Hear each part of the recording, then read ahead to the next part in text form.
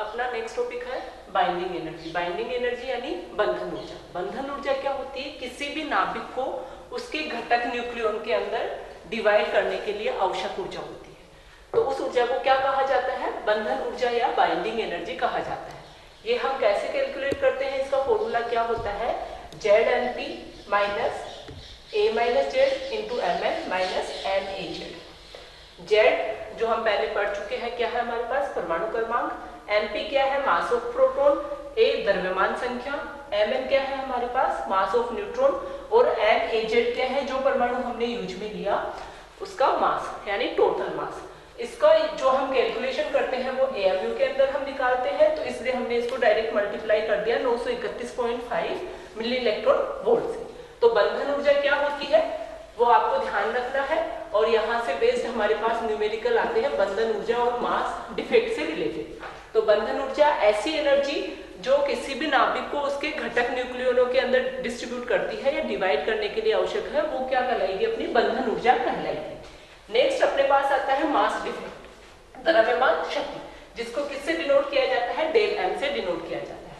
यदि हमारे पास कोई ऐसा परमाणु है जिसका परमाणु क्रमांक Z हो और द्रव्यमान संख्या A है तथा उसका जो टोटल मास है वो MaZ है, तो इस MaZ का जो मान है वो यदि इस मान से कम होगा तो हमें क्या मिलेगा?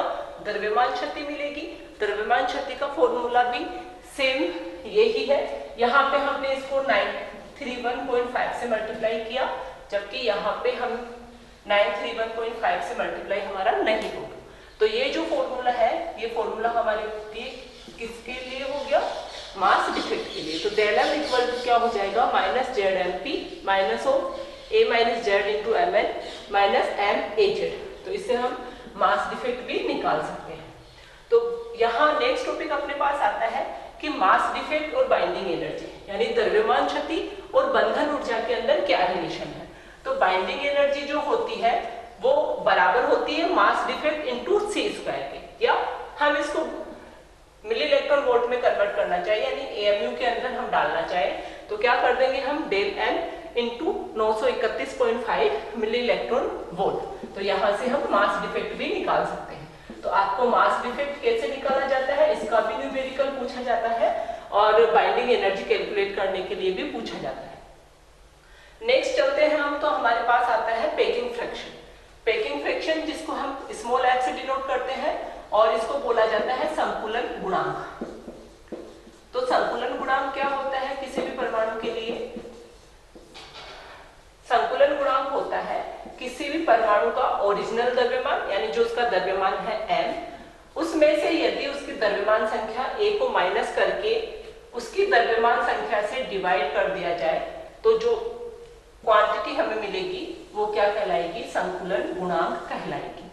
तो संकुलन गुणांक F, इसका फॉर्मूला हमारे पास क्या हो गया?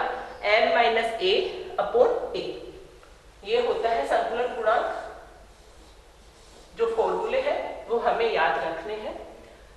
ये सारा अपना बेसिक था जो हमने न्यूक्लियर से रिलेटेड है और जो हमारे पहले हम पढ़ चुके हैं, या जो थोड़ा बहुत बाइंडिंग एनर्जी, मास डिफेक्ट या पैकिंग फ्रैक्शन जो हमने अभी पढ़ा है। तो इन तीनों के आपको फॉर्मूले रिवाइज यानी याद रखने हैं। नेक्स्ट अब अपना टॉपिक आता है न्यूक्लियर फिजन। न्यूक्लियर फिजन नाभिकीय विखंडन। नाभिकीय विखंडन क्या होता है, किसने इसको दिया वो हम यहाँ पढ़ेंगे। तो सबसे पहले 1939 के अंदर ओटो हान एंड स्ट्रासमैन दो साइंटिस्ट थे जिन्होंने बताया कि यदि एक भारी नाभिक जो है उस पे कोई न्यूट्रॉन आके टकराता है तो वो दो भागों के अंदर डिवाइड हो जाता है। तो ये जो अभिक्रिया है वो क्या कहलाई? विखंडन कहलाई। तो यहाँ पे विखंडन के लिए हम यूज में लेते हैं यूरेनियम, और यूरेनियम के जो 3 समस्थानिक हैं वो हमारे पास पाए जाते हैं प्रकृति में।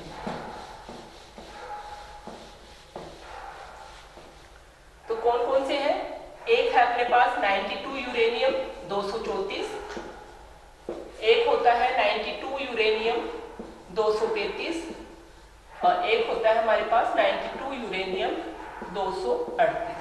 अब क्या है 92 यूरेनियम 234 जो है वो काफी अल्प मात्रा में पाया जाता है प्रकृति के अंदर,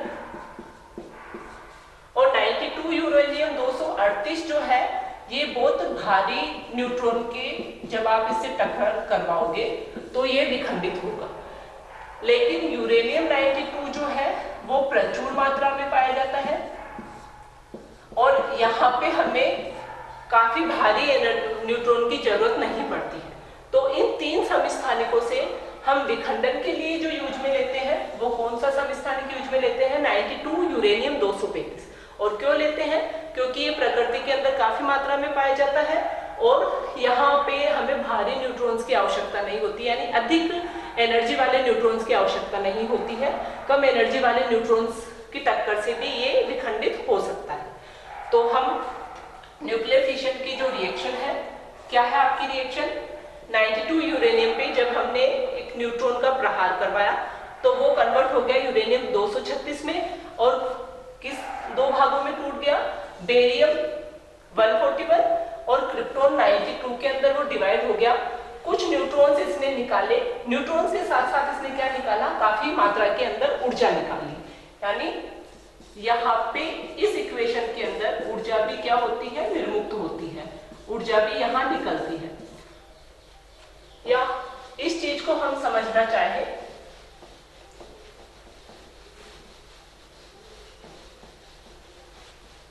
तो ये है कि आपने एक जो न्यूट्रॉन है उसको इंसिडेंट करवाया यूरेनियम 235 के परमाणु पे। ये जैसे ही आके यहाँ पे टक्कर हुआ तो ये क्या हुआ? 2 भागों के अंदर टूट गया, 2 भागों के अंदर टूट गया। एक बना आपका बेरियम और सेकंड बना आपका क्रिप्टॉन। इसके साथ ही इसने क्या किया?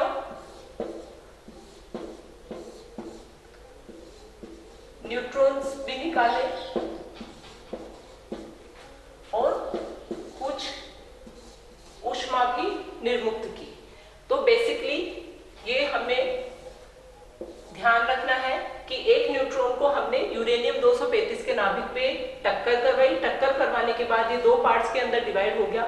अब यहाँ पे मेन चीज ये है कि जो यूरेनियम 235 का द्रव्यमान है ये 2 भागों में जब टूटा तो इन दोनों का जो द्रव्यमान होगा वो इससे कुछ कम होगा, इससे ज्यादा नहीं हो सकता है, इससे कम होगा और कुछ ही कम होगा। इसके साथ साथ कुछ न्यूट्रॉन्स भी निकलेंगे और न्यूट्रॉन्स के साथ क्या निकलेगी? ऊष्मा भी निर्मुक्त होगी। तो यहाँ पे हमारे पास जो इक्वेशन है नाभिकीय विखंडन, नाभिकीय विखंडन जो है, आज के लिए इतना ही। नाभिकीय विखंडन क्या है? नाभिकीय विखंडन एक बड़े नाभिक को 2 भागों के अंदर डिवाइड करती है, वो कहलाता है अपना नाभिकीय विखंडन।